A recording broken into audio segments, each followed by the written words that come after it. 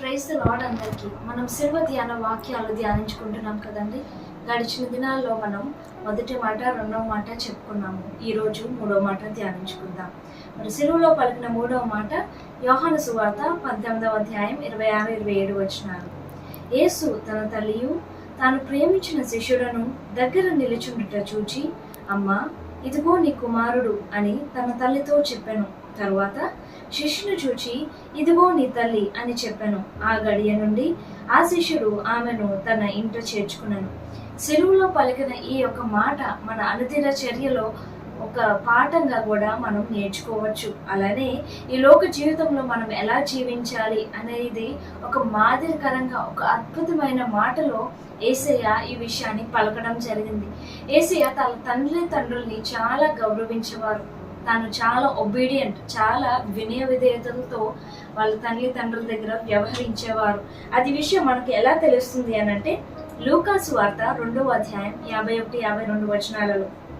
అంతటా ఆయన వారితో కూడా బయలుదేరి నజరేతునకు వచ్చి వారికి లోబడి ఉండెను. ఆయన తల్లి ఈ సంగతులన్నిటినీ తన హృదయంలో భద్రము చేసుకునేను. యేసు జ్ఞానమందును వయస్సునందును దేవుని భయము యందును మనుషుల దయ యందును వర్ధిల్లుచూ ఉండెను. యేసయ్య తన తల్లిదండ్రులతో చాలా కాలమే ఉన్నారు.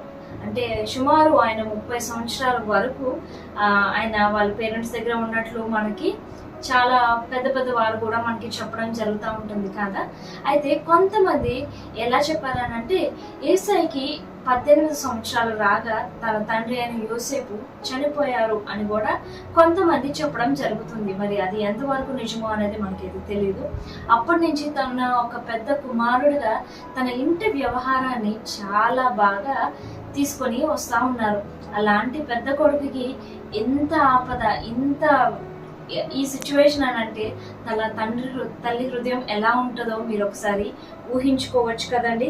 అలాగే యేసయ్య శిష్యులు ఎంతమంది అని నేను అడిగాను అనుకోండి, మీరు అందరూ ఏం చెప్తారంటే 12 మంది శిష్యులు అని చెప్తారు. వారందరూ పురుషులు అని కూడా చెప్పగలరు.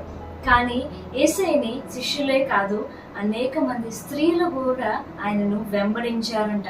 అది ఏ వచనాలు ఉన్నాయో ఈరోజు మనం ధ్యానించుకుందాం. లూకాసు వార్త 8వ అధ్యాయం 2-3 వచనాలు.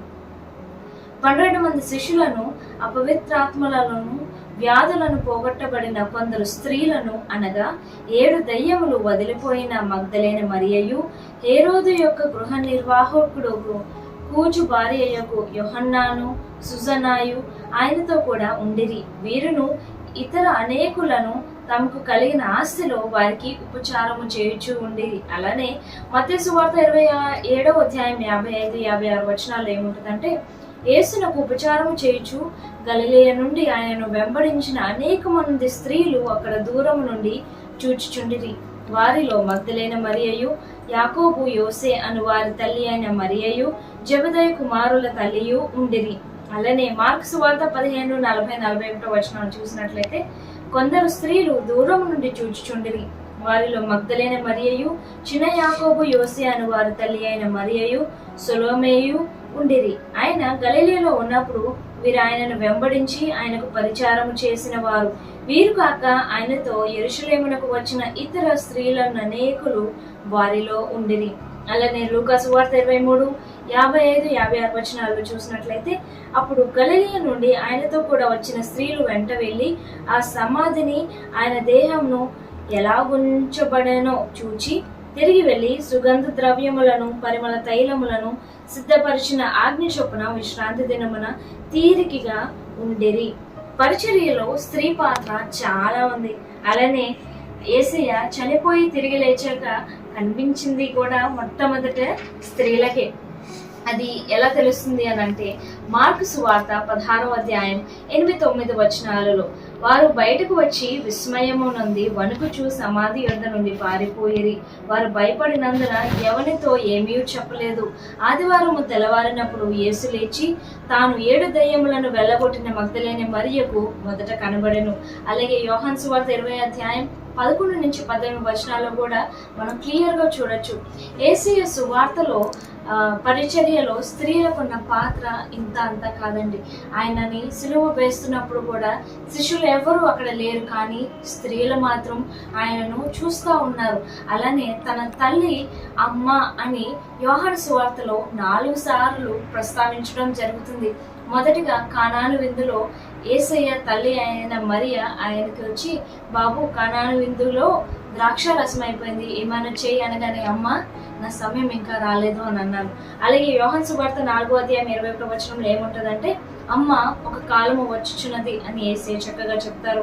అలాగే యోహాను 20:15 అమ్మ ఎందుకు ఏడ్చుచున్నావు అని యేసయ్య అడుగుతారు. అలాగే యోహాను 19:26 అమ్మ ఇదిగో నీ కుమారుడు అని చెప్పారు. ప్రతి విషయంలో యేసయ్య తన తల్లిని ఎంతో గౌరవించారు, ఎంతో ప్రేమించారు. తన యొక్క తల్లి యొక్క బాధ్యతని చక్కగా నిర్వర్తించారు. మనం చూస్తున్నాము యోహాను సువార్త 19:23-24 చూసినట్లయితే మనకి అర్థమవుతుంది. సైనికులు యేసును సిలువ వేసిన తర్వాత ఆయన వస్త్రములు తీసుకొని ఒక్కొక్క సైనికునికి ఒక్కొక్క భాగము వచ్చినట్లు వాటిని 4 భాగములు చేసిరి.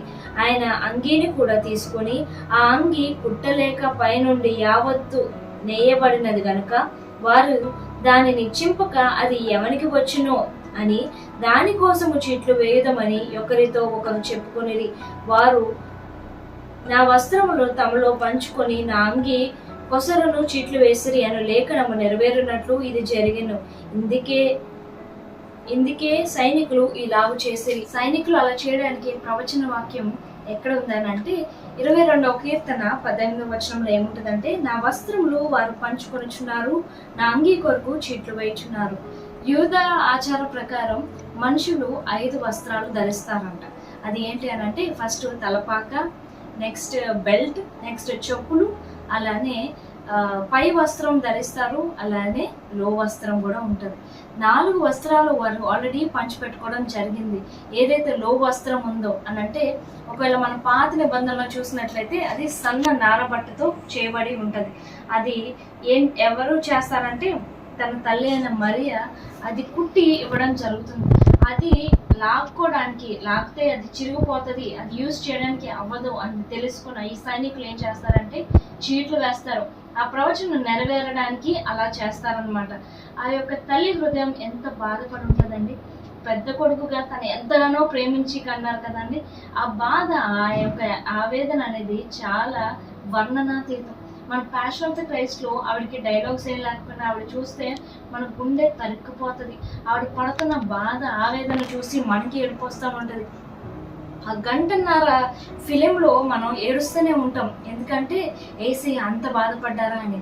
అది యేసయ్య నిజంగా బాధపడిన దాంట్లో 10% కూడా ఆ డైరెక్టర్ చూపించుండ్రు, కానీ మనలో ఉన్న ఆవేదన అంతా ఆ యొక్క ఫిలింలో పెట్టి భలే తీశారండి. అంత బాధ యేసయ్య అనుభవిస్తూ కూడా ఆయన బాధ్యతని ఎంత చక్కగా నెరవేర్చారని అంటే, తన తల్లిని విడవకుండా తన తల్లి యొక్క బాధ్యతని తన ప్రియ శిష్యుడైన యోహానికి అప్పచెప్పడం జరుగుతుంది. ఆయన మరియ ఒక్కసారి ఎలా అంటే, మీకు లూకా సువార్త 2:35 చూసినట్లయితే సిమియోను చెప్పిన మాట ఇలా అంటారు, మరియా నీ హృదయంలోనికి ఒక ఖడ్గము దూసుకుపోవనని ఆయన తల్లి అయిన మరియతో చెప్పాను. ఆ రోజులో ఈ మాటకి ఆవిడకి అర్థం కూడా తెలియలేదు.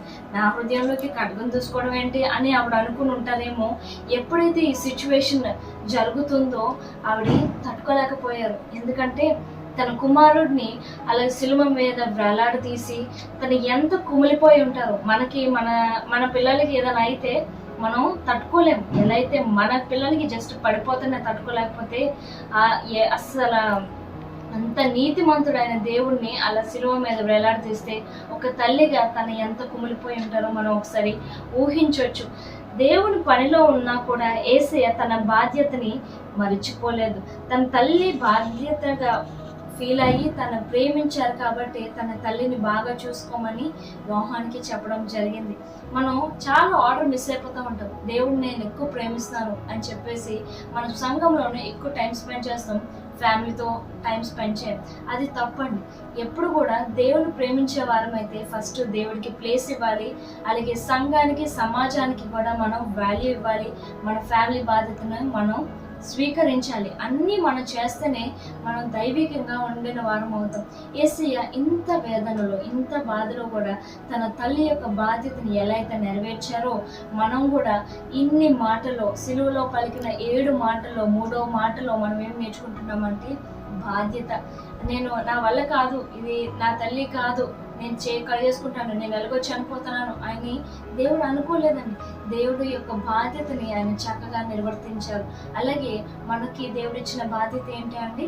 మనం చనిపోయినప్పుడు నిత్య జీవం వెళ్ళడం, దానికి కావాల్సిన ఆజ్ఞలను మనం పాటించడం, నిన్ను వల్ల నీ పొరుగు వారిని ప్రేమించాలి, అలాగే మన పూర్ణ హృదయాలతో దేవుని ఆరాధించాలి, దేవుని ఘనపరచాలి, దేవుని మహిమపరచాలి. ఈ విషయం వింటున్న మీరు ఇప్పటి వరకు మీరు బాధ్యతతో కలిగి లేకపోతే ఇప్పటి నుంచైనా మీరు బాధ్యత కలిగి ఉండండి. దేవునిలోని తల్లిలోని తల్లిదండ్రులతోనూ సహవాసం కలిగి ఉండండి అని గుర్తు చేస్తుంది. God bless you all.